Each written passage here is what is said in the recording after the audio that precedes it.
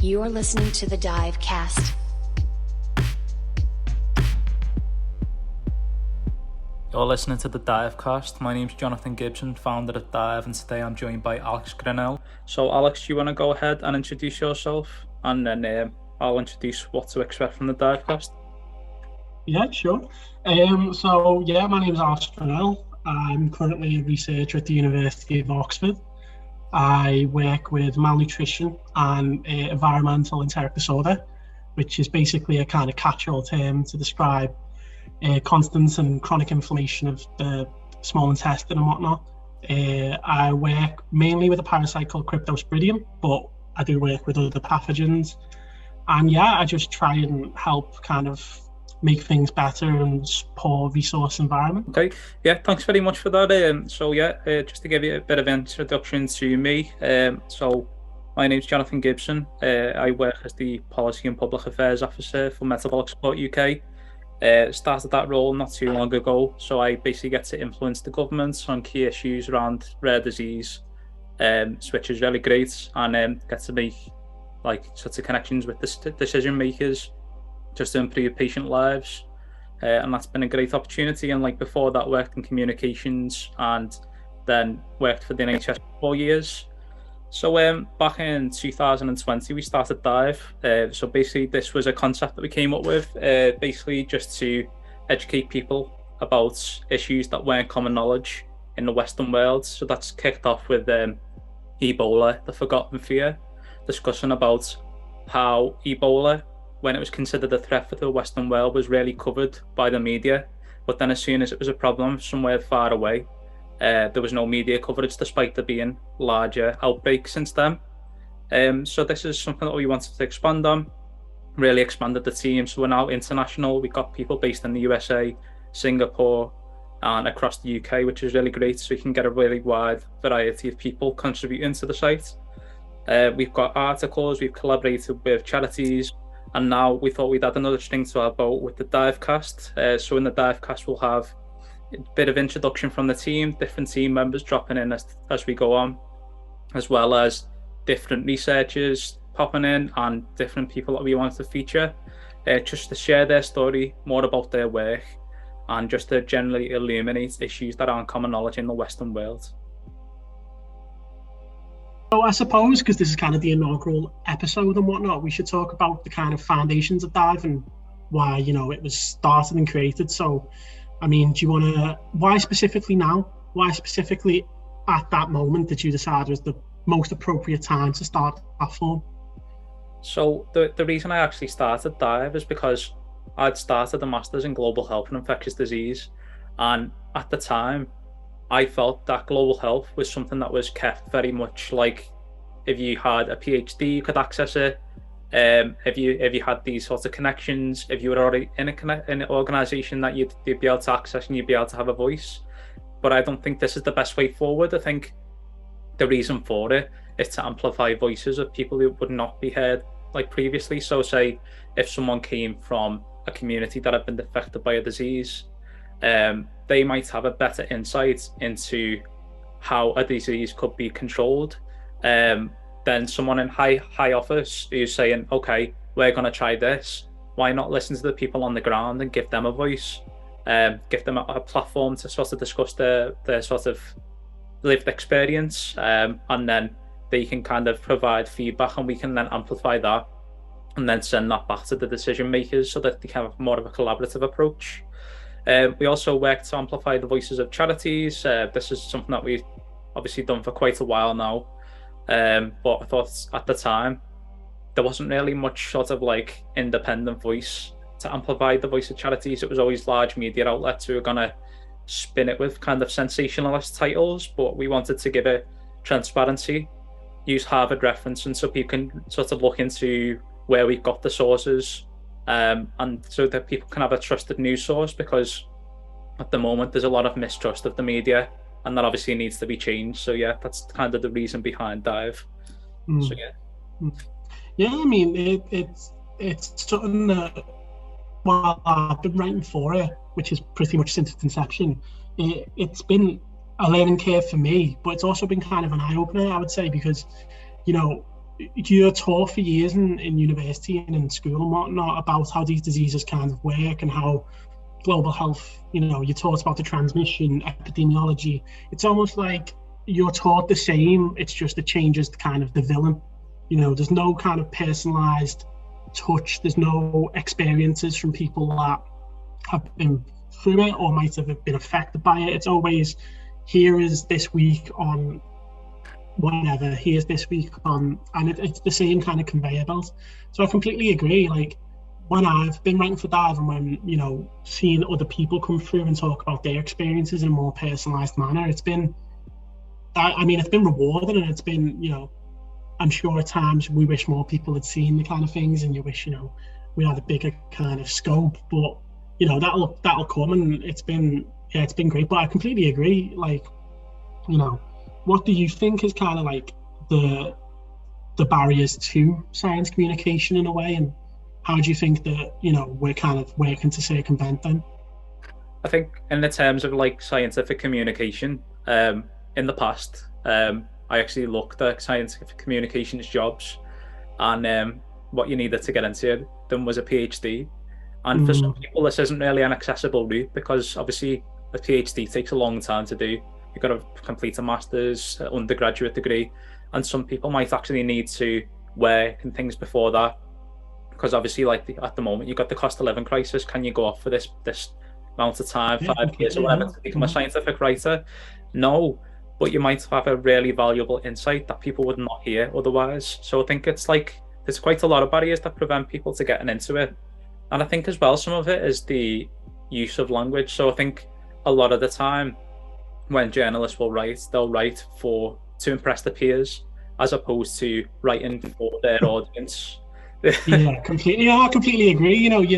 I'm sure there's some kind of like big scam with the Oxford Dictionary or something to try and get science writers to say certain words. There has to be ameliorate. No one says that in real life. Like, when it comes to science communication, you need to communicate it, and exactly. People talk about scientific findings in a way that is completely inaccessible and completely just to the common person who actually, that's the reason you're doing science for. You don't do science to impress your peers or to further your own like kind of personal aim. It's always been a collaborative kind of humanitarian field, and the people that actually use science, the people who are walking around day to day, who aren't in a lab or aren't in a science setting, and you need to cultivate an environment where they can be part of it, because otherwise you completely build this kind of barrier, this gatekeeping of science, and then when you have a global health crisis like COVID, you suddenly ask people that you spent decades saying you don't need to worry about epidemiology, you don't need to worry about pathogenesis, you don't need to worry about this and that and this, but then all of a sudden you have to worry about it. You have to understand how a vaccine works, you have to understand, how disease transmission works and whatnot, but you've spent years being told not to, all of a sudden you've got to. So you build this kind of, this cognitive dissonance, it's this kind of like distrust. Yeah. And that leads to a massive backfire, as we can see now with kind of the whole anti-vax movement and, the kind of rise of conspiratorial beliefs. Like, do you think that COVID was one of the most damaging things in terms of science communication? Yeah, I think like in terms of like obviously, like you're saying, people in the past haven't really known about it, and then through a misunderstanding of the scientific process and clinical trials and how they overlap them to actually achieve a vaccine in that sort of time frame, people sort of turned to the internet, to people that they could understand, and said, okay, this person's talking my language, they understand me, I'm going to sort of follow their beliefs. Maybe the government is trying to sort of influence us in a certain way. We need this vaccine, what is the point of it, kind of thing. So yeah, I think it was really damaging, and like it just comes back to like that study that came out, I think it was like early 2000s, and it was just basically it's like talking about what was it, autism, the same vaccines called autism. And it's just I think that's it. It got into the Lancet. So exactly. It got into the Lancet, so it got quite high in, and the guy who wrote it now, I can't remember his name for life of me, but he's been discredited, and I'm sure he's had his degrees taken off him and his medical license revoked. But the damage is done. And I mean, you said something there that was really kind of, I completely agree, is that they're speaking the language, and science doesn't speak their language. Yeah. And more needs to be done to kind of do that. And obviously this is what we're hoping to do with stuff like this DYYVCast and Dive in general, and our own kind of engagement with it. But,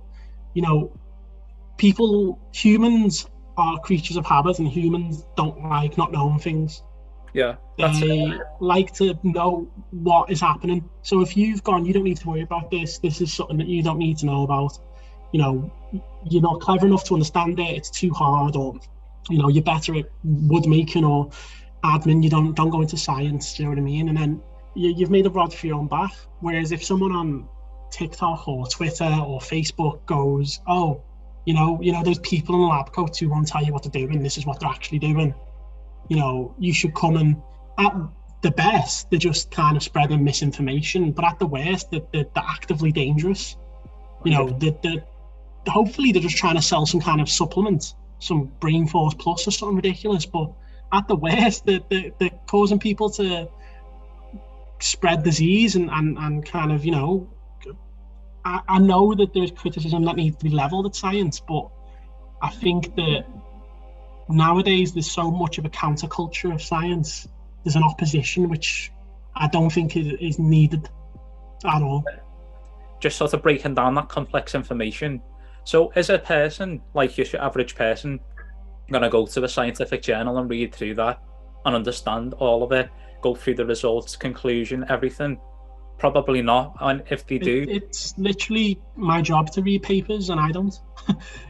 You don't, like, sometimes you'll read the abstract and go, oh yeah, that's interesting, or if it's real, like, kind of landmark, you'll get to grips with it. But asking people to read information is a difficult task in itself. Yeah. But then asking people to read information that's effectively in a different language, that is even less likely to happen. And I remember, I don't know whether, I remember writing, the first time I wrote a scientific lab report for university, I remember one of the comments was, your writing is too flowery. They were like, you need to be more kind of, you're not speaking the right biological language. And I was like, what is then? This is how people communicate, okay, maybe I need to be a little bit less kind of, self-righteous or whatever, but I don't understand how you can be speaking the wrong, like a more flowery kind of language. It doesn't make sense to me, Yeah, that's it. Like, it's I think that's kind of what Dive's kind of challenging, is that it's kind of bringing the people back into that sort of scientific discussion. Like, we're raising important issues, but we're like including people's actually lived experience. So like even just like, say I wrote an article, it was a few months ago now, because basically I couldn't get access to a dentist after COVID, so I thought, writing an article about this. Because when I looked into it, I spoke to Health Watch England, and they said it's a problem across the UK, and they've said, okay, you can get access to a dentist, but you're gonna have to drive, say, 5 hours, which was crazy. So yeah, it's just it's all these issues, and that you can bring up and sort of highlight, and they might not be talked about, because to a news agency, are they going to talk about something like that? Probably not. Maybe not really going to be profitable for them, but it's still things that are happening, isn't it? No, yeah, definitely. And I remember when I was in uni, again, to go back to it, I had some kind of formative experiences, but I remember that when we were talking about parasitology, which is when I kind of discovered that's what I wanted to do with my life, the professor at the time, he said, parasitology is basically trying to get rich white Western people to care about things. That's all it is. It literally is. And, you'll meet some of the most hard-working, dedicated people in that field who, if they were given the funding, I think would have cured some of the diseases a very long time ago. Yeah. Unfortunately, they don't get it because people don't care. People don't care. So they don't get the funding that other diseases like diabetes or arthritis or heart attacks or whatever, which are obviously terrible. They do need the correct funding and the correct kind of attention. But you say you live in Guildford, which has got one of the highest quality of life in the UK. Yeah. Why should you care about African sleeping sickness? Exactly. No. Yeah. It's how do you make people care, I guess, isn't it? Yeah, no, it's It's completely. I've got my things to worry about, so why should I care about them? But it's like it's that kind of feeling that, or even the feeling of like someone else will do it. It takes away from it, doesn't it? But that's still happening to people, and it's really hindering developments in these countries because they are really struggling with issues that would be easily addressed if there was some effort put into it. Say if there was the same amount of effort put into eradicating some of these conditions that there is for, like, say, the drive towards cancers and stuff like that, make some real leaps and bounds, and it could improve lives for like a multitude of people. Yeah, I mean, that's why, like, you know, writing articles about the state of dentistry in the UK, people see that and can go, oh, I go to the dentist, or oh, I struggle to get a dentist appointment, and then they go read it, and then you go, oh, wow, I didn't know that leprosy still existed. Wow, I thought that was something that, you know, people in the Tudor era cared about. Yeah. You know what I mean? And then you go back and you kind of have to, and I think this is a problem that's kind of creeped into a lot of things, not just global health. I think, you know, on a political spectrum, and I think across kind of, you know, a lot of walks of life, there's an issue with kind of pushing people to one side or the other. And I think with global health, that's an issue because, you know, you have to get people on board, you have to get people interested, and you have to get people aware. And getting people interested through relatable articles or relatable pieces of media can help foster a general interest in just diseases as a whole. Yeah. You know, if you make someone care about diabetes, then you can make someone care about arthritis, then you can make someone care about, and you know, you kind of get that pattern before you get them onto perhaps more of the exotic diseases like chikungunya or something.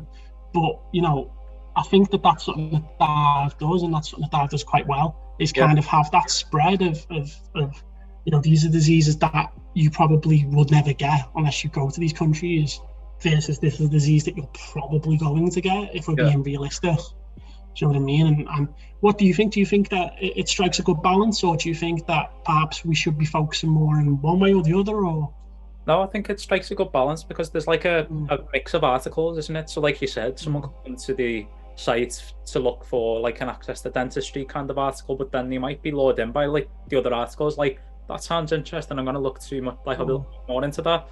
And just coming back to the point you made about leprosy, we put out a poll after we did the Is Leprosy Eliminated article, and it said like, so it was basically saying like what percentage of people in the world are like prone to get leprosy, and 95% of the global population is actually immune. But we've got people responding to that poll that are very well educated. They've been to like the London School of Hygiene and Tropical Medicine, saying 50%, 25%. So there's like a misunderstanding even to this day of actually how transmissible its disease is, just because of historical context. I think if we can bring people to the site with relatable articles about issues that are affecting them, and then educate them about something else that they didn't know about, then you can eliminate a lot of the kind of like, I don't know, miscommunication that happened over the years through a simple article. Or like we got the gallery as well, haven't we? With Tom Bradley, who's done a lot of photography around India, talking about Is Leprosy Eliminated. So yeah, it's interesting. Definitely a lot to unpack. So what do you think is kind of, and this is a question that I've asked quite a lot of people that are in the science field, what do you think is kind of the biggest threat, the biggest kind of global health crisis that might be happening or might be coming? Like, in your opinion, what keeps you up at night, you know? To ask a bit more. Antibiotic resistance, wouldn't it? That's going to be a really big one as time goes on. It's something that like I've seen firsthand. Like, so someone I know was trying to get antibiotics, and they just weren't working for this like particular thing that they had. So it was like continuously trying different antibiotics, and I was like, what's going to happen in a few years when any of these can't happen? The easiest thing for people to do when they get sick is they go to the doctors and they say, can I have antibiotics? And even for a lot of things like viruses. And I think there's a lot of pressure on the GP just to prescribe them, basically because people will be like, okay, I've got antibiotics, I'll get better now. When it's Yeah, virus or it's something almost like they need to be seen doing something. yeah, Do you know what I mean? Like they need it. It's almost like a placebo. Well, I suppose it is a placebo at that point if it's not going to actually do anything. Do you know what I mean? But yeah, yeah, I mean, pretty much everyone I've spoken to in the kind of science community has said that, antimicrobial resistance and the antibiotic crisis is kind of. So I work with a fantastic researcher who's basically looking at AMR, and she went to a conference that was based around that. And the guest speaker, opened the conference by going like, we don't need to worry about the cost of living, or we don't need to worry about climate change, because we're all going to die in 5 years of AMR anyway. And it's like, it almost feels like kind of I kind of want to grab people and be like, this is a real issue that you need to worry about. You know what I mean? and you don't really hear about it too much in the actual news at all. It's just like, No. I remember the only time seeing it really in any sort of capacity was when I worked for the NHS. It was like a screensaver on the computers that had come up. That's about it. Yeah. And then at uni, but other than that, you don't really hear too much about it. It's just it's just there. Yeah, it is strange. Like, I know exactly what you mean. Like, you might see it in a GP waiting room or something flash on the TVs. But yeah, it's completely something that needs to change. Like, and I think that the current COVID was a massive, massive issue, and it changed life and history forever. But I think it also did do, and I know this is probably a bit of an inflammatory statement, but it did have some, kind of upsides in terms of, and what I mean by that is, people became more aware of global health. People became more aware, and as we've spoken about in this episode, and as we speak about, forever, it's kind of a big thing, is that once people are aware, you've kind of got them. You know what I mean? It's easier to then foster awareness in other topics. So, people need to have more awareness of stuff like antimicrobial resistance, because it's not chikungunya, it's not dengue, it's something that you will experience, and it's something that might cost you your life. Exactly. And it's something we can do about it now before it's too late.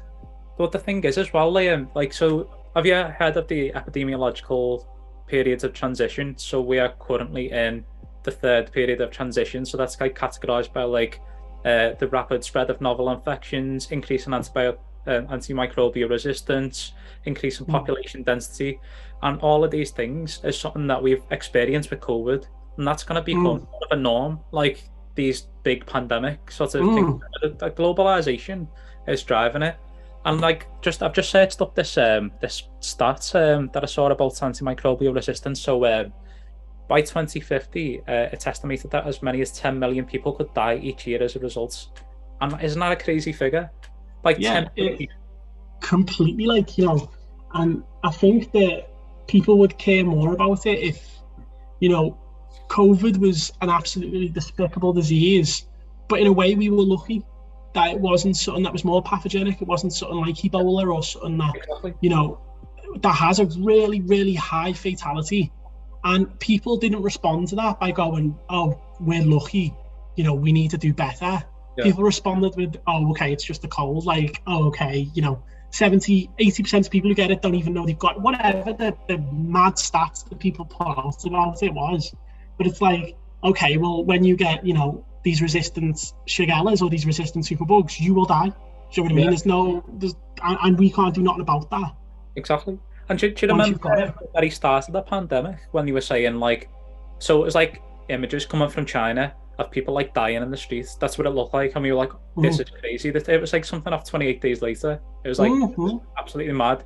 And then I remember receiving the first sample into the lab, a blood sample, suspected coronavirus, and everyone absolutely they were absolutely so scared of it. It was I ended up working in a fume cupboard with gloves, mask, all sorts on, just because they didn't know how it was transmitted, how deadly it was, any of these things, because the research hadn't been done. But that is maybe mandated. If you don't know something about the condition, you're gonna take those precautions. And I think in the future, if there's gonna be more and more of these events, we do need to take precautions and take it really seriously, that potentially in the future we could have more pandemic sort of situations. So yeah, in terms of how the world responded to coronavirus. What do you think? Do you think it responded well? I mean, on a kind of on a level of kind of populations or societies, I think places responded in a way that I wouldn't have expected. That I wouldn't have expected people to be able to go into lockdowns. And I know there was a lot of resistance, particularly towards the end of them. And I wouldn't expect people to wear masks. And I know there was a lot of resistance towards the end of them and whatnot. But to have people come together and be like, okay, we need to do this for the better, for the common good, it was something I didn't expect. And in a way, I thought that the pandemic would make people a lot more socialist, would make people a lot more kind of, community led and kind of, we need to be better as people. And I mean, I haven't. No. If anything, the world's just more divided as it ever was. But, how I think people handled it was overall well. People were doing lockdown Zoom quizzes and people were still making sure that there was a community spirit and, all that stuff. And then in terms of the kind of science community, I think to get a vaccine out as quick as they did was a feat of human ingenuity. I mean, those people should have won a Nobel Prize. Literally. They should have, but they didn't, and they won't because there's so much resistance to it. There was a lot. Those people, you got it. Like those people would have spent their entire career. I'm sure you would and I do, and everyone dreams. It's like winning a Champions League or winning the Premier League. It's something that you dream about when you're in that field. To be part of that team, like you were part of the team that got the COVID vaccine out. I mean, you should have been a rock star. you should have been a hero, but instead, their career was villainized. They were told that they were puppets, they were this, they were that, and I'm in Oxford and I work basically next to the building that the Oxford vaccine came out of. Yeah. And you speak to people and they're like, no, we're not really seeing like that. And it's like, I just don't get it. Like, it's mad. Even to this day, like I was in Manchester the other day and I saw a COVID vaccine protest, and I was like, this is still carrying on now. It's been quite a while since the COVID vaccine came out, and they're still protesting it now. I just think like the internet's give people a platform to kind of like voice really negative opinions, but because it's on the internet and you can be really siloed in what you're seeing, and you'll get suggested more and more of these videos, you start to think everyone's agreeing with you on those platforms. Honestly, so I started a TikTok because I was like, right, this is how people communicate. So I started a TikTok kind of against my own will, but a lot of people recommended it, so I did it. Because I was like, I need to stop being so kind of, set in my ways. So I started making these videos, I still do every day, where it's just 60 seconds, here's a topic, whatever. And they get so much exposure. So the best article I've ever written for Dive has about 100 and something views, and it's about kind of, mental health and how a lot of people struggle with it. But I'm talking, you're getting 500, 600 views on a video within... Wow. So I uploaded one at 4:30 in the afternoon, evening, whatever. And by about 6:30, I got 400 views. Yeah. And I've got 20 followers, and I don't have any kind of network or nothing. But people are seeing it. Yeah. But it's like to have that level of engagement so quickly for such a short return is mad. But then on the other side, because I don't have any kind of network based in it, my kind of For You page, so what TikTok recommends for me, is some of the maddest things ever. And it's really, really damaging. And this is something that I've spoken to with people. It's like, it's really toxic in terms of mentalities and social behaviors. And then you get into kind of the science of it. And, some of the science coming out of it is ridiculous. I saw one that said you could cure diabetes by eating and drinking turmeric. And I was like, what? Where have you got that from? Do you know what I mean? And then you go on the page and they've got an entire range of supplements. And it's like, oh, okay, so there you go. That's what it is. You're making money. You're a snake oil salesman. That's what you effectively are.